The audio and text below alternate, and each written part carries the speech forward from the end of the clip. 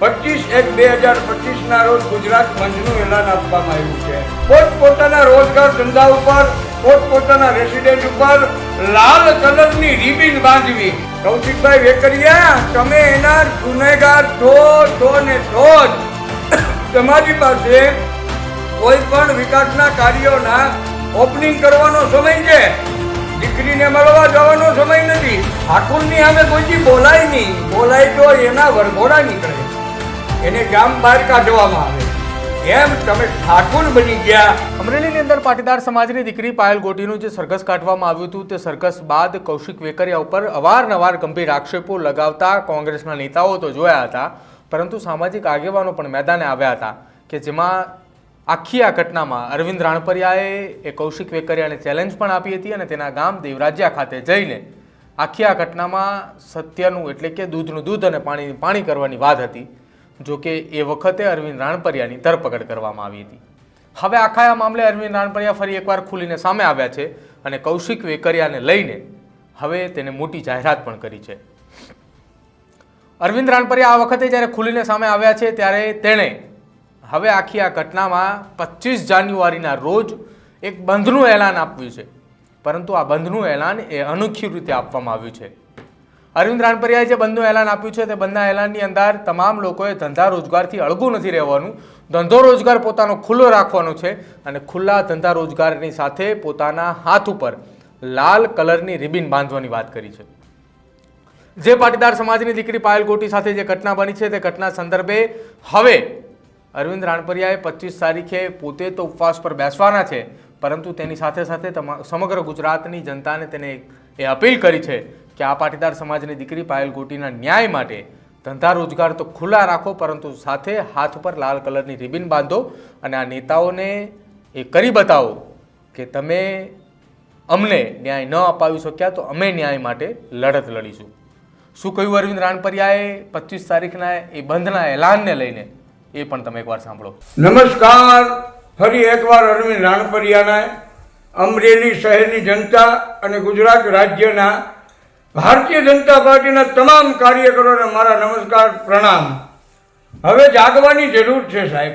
આ એક દીકરીને ન્યાય અપાવવા માટે અત્યારે અમરેલી જિલ્લો, ગુજરાત રાજ્ય, 18 વરણ, હવે તમામ મા બેન દીકરીઓને પણ મારી એક પ્રાર્થના છે। 25/1/2025 રોજ ગુજરાત બંધનું એલાન આપવામાં આવ્યું છે, પણ કોઈએ રોજગાર ધંધા બંધ નથી રાખવાના। પોતપોતાના રોજગાર ધંધા ઉપર, પોતપોતાના રેસિડેન્ટ ઉપર લાલ કલરની રિબિન બાંધવી, જેથી કરીને ગુજરાત રાજ્યને ખબર પડે, ગુજરાત રાજ્ય આ મુખ્યમંત્રીને ખબર પડે કે ભાઈ ગુજરાતની પ્રજાને આ દીકરી સાથે જે અન્યાય થયો છે કેટલો રોષ છે। સુરતમાં પણ એક દીકરીએ આત્મહત્યા કરી છે। એના જે કોઈ સ્કૂલના સંચાલકો જવાબદાર છે એની વિરુદ્ધ પગલાં ભરવા જોઈએ। આ દીકરીને પણ આખા વિશ્વ લેવલે, ભારત દેશ નહીં પણ આખા વિશ્વ લેવલે બદનામ કરવામાં આવી હોય અને એના બદનામ કરનારાઓ હજી ખુલ્લેઆમ ફરી રહ્યા છે સમાજ વચ્ચે। કૌશિકભાઈ વેકરિયા, તમે એના ગુનેગાર છો ને છો જ। ખુલ્લા મંચ ઉપર તમે આવો, દેવરાજ્યા મુકામે તારીખ 25/1/2025 રોજ સવારે 9 થી 5 વાગ્યા સુધી ઉપવાસનું પણ આયોજન કરેલું છે। આ કાર્યક્રમમાં આપણે એક તમામ ભારતીય જનતા પાર્ટીના નીચેથી લઈ અને ટોપ લેવલ સુધીના મૂળ ભારતીય જનતા પાર્ટીના તમામ વ્યક્તિઓ આવે। કૌશિકભાઈ સાથે આપણે ગોષ્ઠી કરીએ, આ બાબતે ખુલ્લા દિલથી ચર્ચા કરવી છે સાહેબ। સમય છે તમારી પાસે કોઈના લગ્નમાં જઈને ફોટા પડાવવાનો, ઓપનિંગ કરવા જાવ એના ફોટા પડાવવાનો।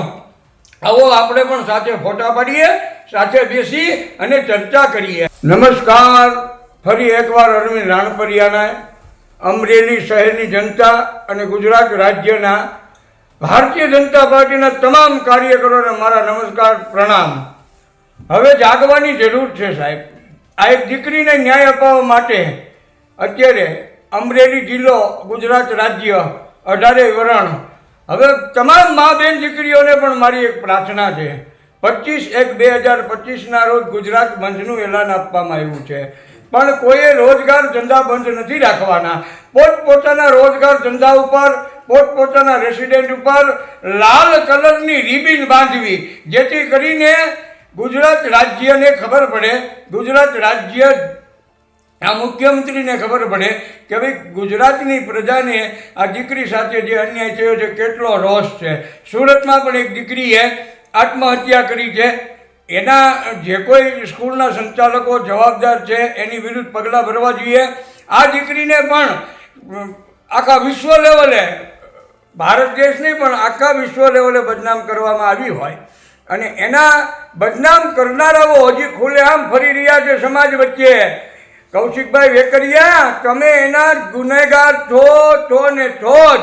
તો આ હતા અરવિંદ રાણપરિયા કે જેને કહ્યું કે 25 તારીખે બંધનું એલાન તો રાખવાનું છે, પણ કેવી રીતે? ધંધા રોજગારથી દૂર રહે નહીં, પરંતુ ધંધો રોજગાર ખુલ્લો રાખવાનો છે. હાથ ઉપર લાલ કલરની રિબિન બાંધવાની છે અને તે રિબિન બાંધીને આખું આ બંધનું પાલન કરવાનું છે. બીજી તરફ અરવિંદ રાણપરિયાએ તે પણ કહ્યું છે કે આગામી 25 તારીખે તે ફરી એક વખત દેવરાજ્યા જવાની વાત જે છે તે કરી રહ્યા છે. દેવરાજ્યા મુકામે જઈ અને કૌશિક વેકરિયાના ઘરની બહાર તેઓ એક દિવસ ઉપવાસ કરશે અને ઉપવાસની વચ્ચે કૌશિક વેકરિયાને ચર્ચા કરવા માટેની ખુલ્લી ચેલેન્જ આપી છે. હવે જોવાનું રહેશે આખી આ ઘટના સંદર્ભે કે કૌશિક વેકરિયાના નિવાસસ્થાન બહાર ફરી એકવાર જ્યારે અરવિંદ રાણપરિયા જવા માટેની વાત કરી રહ્યા છે ત્યારે શું ફરી એક વખત તેની ધરપકડ થશે? ફરી એક વખત અરવિંદ રાણપરિયાની અટકાયત થશે? કેમ કે પહેલી વખત જ્યારે બંગડી પહેરામણી મનોરથ કાર્યક્રમની જ્યારે અરવિંદ રાણપરિયાએ વાત કરી હતી તે દરમિયાન કૌશિક વેકરિયાના નિવાસસ્થાને પહોંચે તે પહેલાં જ તેની અટકાયત કરવામાં આવી હતી અને તેને લાઠી પોલીસ મથકે લઈ જવામાં આવ્યા હતા અને સાંજ સુધી ત્યાં જ રાખવામાં આવ્યા હતા. શું ફરી એક વખત હવે અરવિંદ રાણપરિયાને અટકાયત કરવામાં આવશે કે પછી આ વખતે અરવિંદ રાણપરિયાને દેવરાજ્યા મુકામે એટલે કે કૌશિક વેકરિયાના ગામ ખાતે જઈને ઉપવાસ માટેની મંજૂરી આપવામાં આવે છે? આપને શું લાગી રહ્યું છે આખી આ ઘટના સંદર્ભે તે ખાસ અમારા કમેન્ટ સેક્શનની અંદર જણાવજો. જોતા રહેજો ન્યૂઝ રૂમ. નમસ્કાર.